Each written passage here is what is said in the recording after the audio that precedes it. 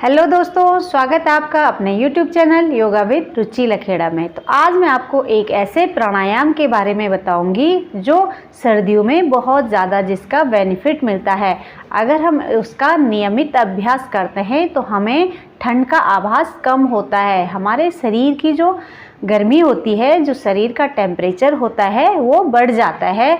और जैसे बहुत ज़्यादा जहाँ ठंड होती है उन लोगों के लिए बहुत अच्छा बेनिफिट देने वाला ये होता है प्राणायाम। और उस प्राणायाम का नाम है भस्त्रिका प्राणायाम।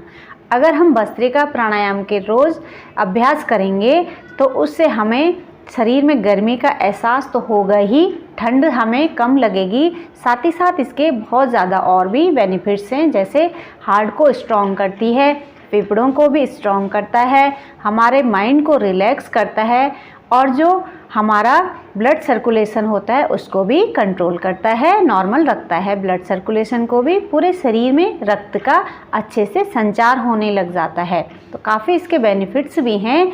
तो अगर हम सर्दियों में करेंगे तो और भी फ़ायदे होंगे और हमें सर्दी का एहसास भी कम होगा।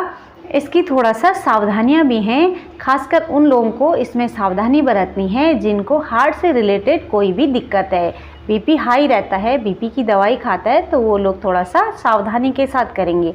मैं आप लोगों को बहुत सिंपल और साधारण तरीके से इसको करने का तरीका बताऊंगी और आपको कोई भी दिक्कत ना हो इस तरीके से आपको समझाने की कोशिश करेंगे। और दोस्तों, अगर आप मेरे चैनल पे नए हो तो मेरे चैनल को लाइक और सब्सक्राइब कीजिए, बेल आइकन को भी दबाना। इससे जो भी मैं नई वीडियोस अगर डालूंगी तो आपके पास इसका नोटिफिकेशन आ जाएगा। तो स्टार्ट करते हैं। अब इसमें सावधानी क्या है, जो भस्त्रिका प्राणायाम में सावधानी है वो उन लोगों के लिए खासकर है जिनको बीपी हाई रहता है। तो वो कैसे 3 तरीके से इसको किया जाता है। तो वो लोग कैसे करेंगे जिनको कोई दिक्कत है, या जो एकदम बिगनर हैं या जो ओवर एज वाले हैं, तो वो लोग इस तरीके से करेंगे। हम ध्यानासन में बैठ जाएंगे, कोई भी अपनी मुद्रा लगा लेंगे और अपने स्पाइन को सीधी रखेंगे, गर्दन को भी सीधा रखेंगे, ऐसे झुक के नहीं बैठेंगे। इससे हमारे सातों चक्र भी साथ ही साथ जागृत हो जाते हैं। लेकिन जब हमारी स्पाइन सीधी रहेगी, कमर को सीधा रखेंगे, गर्दन को सीधा, आइज़ को क्लोज करते हुए सिर्फ हमें क्या करना है, डीप ब्रीदिंग करनी है। सिर्फ सांस अंदर लेनी है और जितना हमने अंदर लिया उतना उसको धीरे से बाहर छोड़नी है। एक बार हो गया,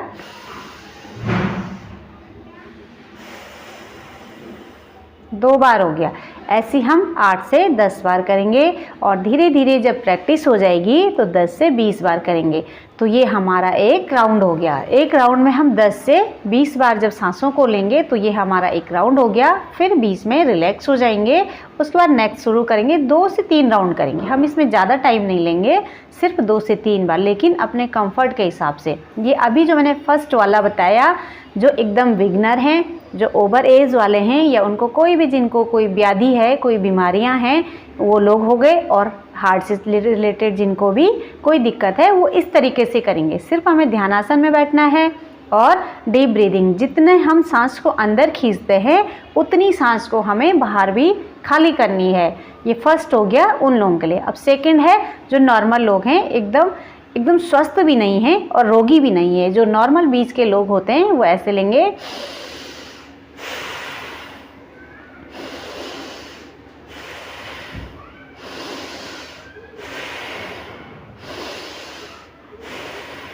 ऐसी जैसे शुरू में हमने 3 राउंड बताए हैं वैसे इसको भी 8 से 10 सांसों को लेंगे। और जब प्रैक्टिस हो जाएगी तो 10 से 20 सांसों को लेंगे, लेकिन अपने कंफर्ट के हिसाब से लेंगे। अब इसमें हम सांसों को खींचते हैं तो क्या होता है, सर भी कई बार घूमने लग जाता है, सर में भारीपन लगता है। लेकिन अगर हम तरीके से करेंगे तो फिर नहीं हमें कोई दिक्कत हो। और इसी में अगर कोई किसी ने वीडियो देखी, डायरेक्ट भस्त्रिका प्राणायाम कर दिया और उनको फिर क्या होगा, अनकंफर्ट होते हैं, सर भारी होने लग जाता है, सर चकराने लग जाता है। तो अपनी क्षमता के अनुसार जिस हिसाब से हमें कंफर्ट लग रहा है, फर्स्ट वाला जो मैंने स्टेप बताया है उस हिसाब से भी कर सकते हैं, बीच वाला भी कर सकते हैं, और एक कभी लास्ट में बताऊंगी कि जो एकदम ठीक स्वस्थ लोग हैं वो कैसे करते हैं, उनके वो भी बताऊंगी। तो आप अपनी क्षमता के अनुसार, ऐसा नहीं देखना है किसको क्या करना है, आप खुद करके देखेंगे और जो स्थिति आपको तीनों में से कंफर्ट लगे उस स्थिति में आपको करना है। फर्स्ट वाला मैंने बताया कि सिर्फ सांसों को गहरा लेना है और छोड़ना है। सेकंड वाले में थोड़ा उससे ज़्यादा फोर्स अंदर लेना है और फोर्स से बाहर छोड़ना है। 2 स्टेप हो गए, तो मैंने बता दिया दूसरा वाला भी। और लास्ट तीसरा उन लोगों के लिए बताऊंगी जो एकदम यंगेस्ट लोग हैं, एकदम यंग हैं, उनके शरीर में कोई भी दिक्कत नहीं है, बीमारी नहीं है, या वो लोग जिनको योगासन प्राणायाम करते हुए बहुत टाइम हो गया है और कोई भी दिक्कत नहीं है शरीर में, मजबूत स्ट्रॉन्ग शरीर है हमारा, वो लोग इसको कर सकते हैं। लेकिन जिनको कोई दिक्कत है वो लोग करेंगे तो उनको थोड़ा इसमें दिक्कत हो सकती है। तो लास्ट वाला कौन सा है मैं बताऊंगी। ऐसे जोर से सांस अंदर लिया और जितनी फोर्स से हम सांस अंदर लेते हैं उतनी फोर्स से बाहर छोड़ेंगे। इसको थोड़ा फोर्सली करेंगे। तो स्टार्ट करते हैं। अब इसमें भी क्या करते हैं कि कुछ लोग जैसे सांस अंदर लेते हैं तो सांस के साथ शरीर को भी हिलाते हैं। ये तरीका गलत हो गया। शरीर को हमें अपनी जगह पे स्थिर रखना है, एकदम नॉर्मल रखना है। सिर्फ अभी हमें सांसों को फोर्सली खींचना है और बाहर छोड़ना है। सिर्फ हमारे अभी फेफड़े मूवमेंट कर रहे हैं, फेफड़े मूवमेंट कर रहे हैं और नोज़ की जो नोज़ होती है उसमें भी मूवमेंट हो रहा है। तो ये दोनों चीज़ें इसमें करेंगे और शरीर को हिलाने की ज़रूरत नहीं है। तो एक बार फिर से ऐसे लास्ट वाला जो राउंड है उसको बताऊंगी।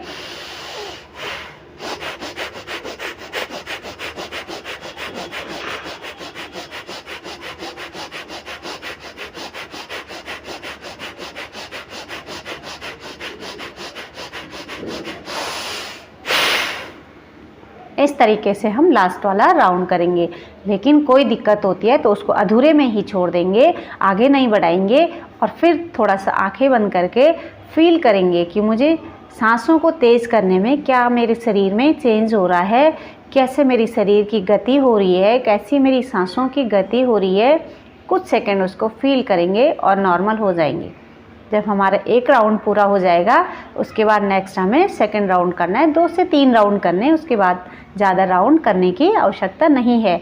और इसमें लास्ट एक और एडवाइस बताऊंगी कि जैसे हम कपालभाति करते हैं, सेम मिलता जुलता है ये कपालभाति और भस्त्रिका प्राणायाम। लेकिन ध्यान देने वाली बात ये है कि कपालभाति में हम सांस बाहर को छोड़ते हैं, फोर्सली बाहर छोड़ते हैं। लेकिन भस्त्रिका में क्या है कि हम फोर्सली अंदर भी ले रहे हैं। जितना हम अंदर सांस ले रहे हैं उतना ही हम बाहर भी सांसों को छोड़ रहे हैं।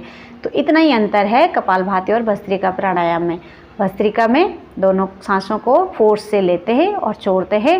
कपालभाति में सिर्फ सांसों को बाहर छोड़ते हुए थोड़ा सा ताकत लगाते हैं, धक्का देते हैं। इसके लिए इतना ही। अगर आपको अभी भी कोई डाउट होता है, आपका कोई भी सवाल है, तो इसमें नीचे कमेंट करके आप मुझे अपना सवाल पूछ सकते हैं। आज के लिए इतना ही। धन्यवाद।